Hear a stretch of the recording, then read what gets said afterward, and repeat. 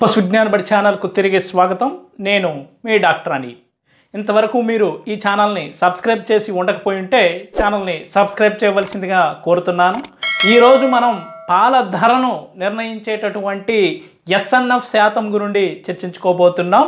అసలు ఈ ఎస్ఎన్ఎఫ్ అంటే ఏంటి, ఈ ఎస్ఎన్ఎఫ్లో ఏ పదార్థాలు ఉంటాయి, అలాగే ఆవు పాలలో మినిమం ఎంత ఎస్ఎన్ఎఫ్ ఉండాలి, గేదె పాలలో మినిమం ఎంత ఎస్ఎన్ఎఫ్ ఉండాలి, అలాగే పాలలో ఎస్ఎన్ఎఫ్ ఏ కారణాల చేత తగ్గిపోతుంది, అలాగే ఈ ఎస్ఎన్ఎఫ్ శాతం పెంచుకోవాలి అంటే పాడి రైతులు ఎటువంటి జాగ్రత్తలు పాటించాలి అనేటటువంటి విషయాలను మనం ఈ వీడియోలో చర్చించే ముందు వీడియోని లైక్ చేయవలసిందిగా కోరుతూ, ఇక ఎస్ఎన్ఎఫ్ అంటే ఏమిటి?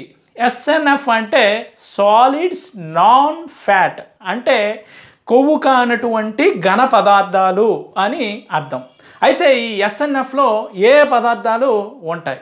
ఈ ఎస్ఎన్ఎఫ్లో ఏ పదార్థాలు ఉంటాయంటే తెలుసుకోవాలంటే మనం ముందుగా పాలు యొక్క కాంపోజిషన్ని చూడాలి. ఈ పాలల్లో మనకి సుమారు 85 నుండి 85% వరకు నీరు ఉంటాయి.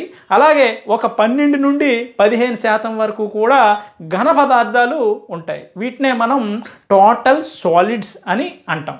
అయితే ఈ టోటల్ సాలిడ్స్లో మొత్తం 5 రకాల పదార్థాలు ఉంటాయి. అది ఏంటంటే fats, carbohydrates, proteins, vitamins, minerals. అయితే మనం ఈ పాలల్లో మనం ఈ కొవ్వును సపరేట్గా లెక్కిస్తాము. దాన్నే మనం ఫ్యాట్ పర్సంటేజ్ అని అంటాము. అయితే ఈ ఘన పదార్థాల్లో కొవ్వును తీసేయగా మిగిలినటువంటి పదార్థాలన్నిటినీ కలిపి మనం సాలిడ్స్ నాట్ ఫ్యాట్ అని అంటామండి. అయితే మనకు స్టాండర్డ్స్ ప్రకారం ఈ ఆవు పాలల్లో ఎంత ఎస్ఎన్ఎఫ్ ఉండాలి, గేదె పాలల్లో ఎంత ఎస్ఎన్ఎఫ్ ఉండాలి అనేది చూసినట్లయితే మనకు FSSAI food safety standards authority of India వాళ్ళు నిర్ణయించినటువంటి స్టాండర్డ్స్ ప్రకారం ఆవు పాలలో మినిమం 8.3% ఎస్ఎన్ఎఫ్ అనేది ఉండాలి. గేదె పాలు అంటే అందులో మినిమం 9% ఎస్ఎన్ఎఫ్ అనేది ఉండాలి. మనకి డైరీ వాళ్ళు పాలు కలెక్ట్ చేసినప్పుడు మనకి పాల ధరను ఎస్ఎన్ఎఫ్ బట్టి కూడా నిర్ణయించడం అనేది జరుగుతుంది. కొన్నిసార్లు ఎస్ఎన్ఎఫ్ తగ్గినట్లయితే మన పాలను రిజెక్ట్ చేసేటటువంటి అవకాశం కూడా ఉంటుంది. ఎందుకు ఈ ఎస్ఎన్ఎఫ్ అంటే అంత ఇంపార్టెంట్ అంటే మనకు పాల యొక్క సెల్ఫ్ లైఫ్ అంటే నిల్వ ఉండేటటువంటి లక్షణం ఈ ఎస్ఎన్ఎఫ్ మీద ఆధారపడి ఉంటుంది. ఎస్ఎన్ఎఫ్ కానీ తగ్గినట్లయితే పాలు మరియు పాలు నుండి తయారయ్యేటటువంటి ఉత్పత్తుల యొక్క సెల్ఫ్ లైఫ్ అంటే నిల్వ ఉండేటటువంటి గుణం కోల్పోవడం అనేది జరుగుతుంది. అలాగే ఆ క్వాలిటీ కూడా ఈ ఎస్ఎన్ఎఫ్ అనే దాని మీద డిపెండ్ అవుతుంది. కాబట్టి డైరీస్ వాళ్ళు మిల్క్ కలెక్ట్ చేసినప్పుడు ఎస్ఎన్ఎఫ్ అనేది మినిమం స్టాండర్డ్స్ కింద లేకపోయినప్పుడు మీ పాలని రిజెక్ట్ చేయడం అనేది జరుగుతుంది. అయితే ఎందువల్ల ఈ ఎస్ఎన్ఎఫ్ అనేది తగ్గుతుంది? దీనికి ముఖ్యంగా 3 రకాల కారణాలు మనం చెప్పుకోవచ్చు. ఒకటి యానిమల్ రిలేటెడ్ అంటే డిసీజ్, అలాగే రెండవది ఏంటంటే ముఖ్యమైనది పోషకపరమైనటువంటి డిఫెక్టు, అలాగే మూడవది ఏంటంటే ఎన్విరాన్మెంటల్ ఫ్యాక్టర్స్ అంటాం. సో ఈ ఫస్ట్ది వచ్చేసరికి మనకి డిసీజెస్లో ముఖ్యంగా ఈ సబ్ క్లినికల్ మాస్టైటిస్ వల్ల మనకి అంటే సబ్ క్లినికల్గా పొదుగు వాపు వ్యాధి కానీ ఉన్నట్లయితే మనకు ఈ ఎస్ఎన్ఎఫ్ శాతం తగ్గిపోయేటటువంటి అవకాశం ఉంటుంది. ఇక రెండవ కారణం పోషకపరమైన విషయానికి వచ్చినట్లయితే మేతలో ఎనర్జీ అంటే శక్తి తగ్గిపోయినా, ముఖ్యంగా ప్రోటీన్ తగ్గిపోయినా, మనకు మినరల్స్ తగ్గిపోయినా ఈ పాలల్లో ఎస్ఎన్ఎఫ్ అనేది తగ్గిపోవడం అనేది జరుగుతుంది. ఇక ఎన్విరాన్మెంటల్ ఫ్యాక్టర్స్ అంటే వేడి వాతావరణం, స్ట్రెస్ వల్ల కూడా మనకి ఎస్ఎన్ఎఫ్ అనేది ఆవు పాలలో గేదె పాలలో రెండిట్లో తగ్గిపోవడం అనేది చూస్తాం. అయితే ఏ రకమైనటువంటి జాగ్రత్తలు పాటించినట్లయితే ఎస్ఎన్ఎఫ్ అనేది కరెక్ట్గా ఉంటుంది, అలాగే తగ్గకుండా ముఖ్యంగా ఉంటుంది అనేది మనం చూసినట్లయితే మొదటిది ఏంటంటే మనకు ఏ పశువులకైతే ఎస్ఎన్ఎఫ్ తగ్గుతుందో మనం వాటికి ఖచ్చితంగా ఈ మాస్టైటిస్ టెస్ట్ అనేది చేయించాలండి. అంటే మనకు పొదుగు వాపు కానీ ఉన్నట్లయితే మనకి పాలల్లో ఎస్ఎన్ఎఫ్ తగ్గిపోయేటటువంటి అవకాశం ఉంటుంది. కాబట్టి మనం ముందుగా ఖచ్చితంగా ఎస్ఎన్ఎఫ్ తగ్గుతున్నటువంటి పశువులకు సబ్ క్లినికల్ మాస్టైటిస్ టెస్ట్ అనేది చేయాలి.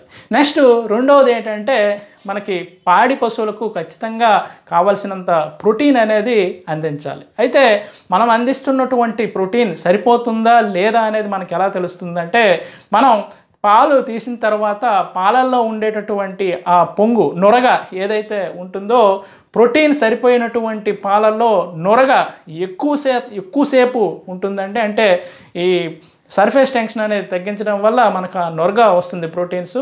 సో ప్రోటీన్స్ కానీ సమృద్ధిగా మీరు అందిస్తున్నట్లయితే మీరు చేతి ద్వారా పిండినటువంటి పాలల్లో ఆ నొరగ అనేది ఎక్కువసేపు ఉంటుంది. సో ప్రోటీన్ కానీ తగ్గిపోయినట్లయితే మనకు ఎస్ఎన్ఎఫ్ అనేది తగ్గిపోతుంది. ఇక మూడవది ఏంటంటే ఎనర్జీ సరిపోయినంత మనం పాడి పశువులకు ఇవ్వాల్సి ఉంటుంది. సో ఎనర్జీ తగ్గినప్పుడు కూడా మనకు ఈ లాక్టోజ్ తగ్గిపోయి మనకి ఎస్ఎన్ఎఫ్ అనేది తగ్గిపోయేటటువంటి అవకాశం ఉంటుంది. కాబట్టి మనం సమృద్ధిగా శక్తి ఎనర్జీ అనేది మేతలో ఉండేటట్టు చూసుకోవాలి. ఇక మనం అందించేటటువంటి పశుగ్రాసాలు ఖచ్చితంగా అందులో మనకి 2 రకాల పశుగ్రాసాలు ఉండాలి. ధాన్యపు జాతి పశుగ్రాసము, పప్పు జాతి పశుగ్రాసం 2 కూడా ఉండాలి. అలాగే మనకు వాడిపోయినటువంటి ముదిరిపోయినటువంటి పశుగ్రాసాన్ని పశువులకు అందించకూడదు. అలాగే పశుగ్రాసం ఇమ్మన్నాం కదా అని ఎక్కువ పశుగ్రాసం కూడా ఇవ్వకూడదు. ఏదైతే రికమెండేషన్ ఉంటుందో, అంటే ఎండుగడ్డి 5 కేజీలు, అలాగే పచ్చగడ్డి 25 నుండి 35 కేజీలు, ఆ లెక్క ప్రకారమే మనం పశుగ్రాసం ఇవ్వాల్సి ఉంటుంది. ఎక్కువ పశుగ్రాసం అనేది ఇవ్వకూడదు. నెక్స్ట్ 6వ జాగ్రత్త ఏంటంటే మనకి ఏదైతే ఈ డ్రై మ్యాటర్ ఇంటేక్ ఉంటుందో, అంటే పీక్ లాక్టేషన్ టైంలో, అంటే ఎక్కువ పాలు రోజువారీ పాలు దిగుబడి ఇచ్చేటటువంటి స్టేజ్లో ఖచ్చితంగా డ్రై మ్యాటర్ ఇంటేక్ అనేది సరిపోయినట్టు చూసుకోవాలి.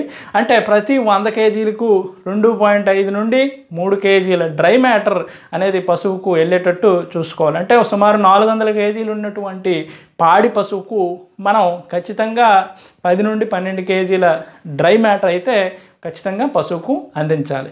ఇక 8వ ఇంపార్టెంట్ పాయింట్ ఏంటంటే ఖచ్చితంగా పాడి పశువులకు మినరల్ మిక్సర్ కానీ అందించినట్లయితే మనకు మినరల్ శాతం అనేది ఈ ఎస్ఎన్ఎఫ్లో పెరిగి మనకు ఎస్ఎన్ఎఫ్ అనేది ఎక్కువ వచ్చేటటువంటి అవకాశం ఉంటుంది.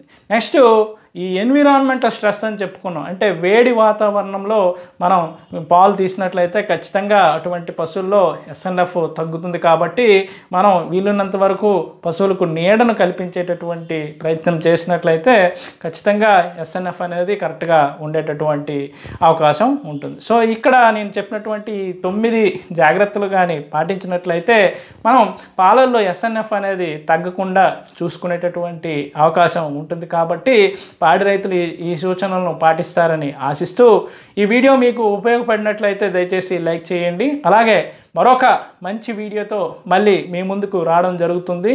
అంతవరకు సెలవు. నమస్తే.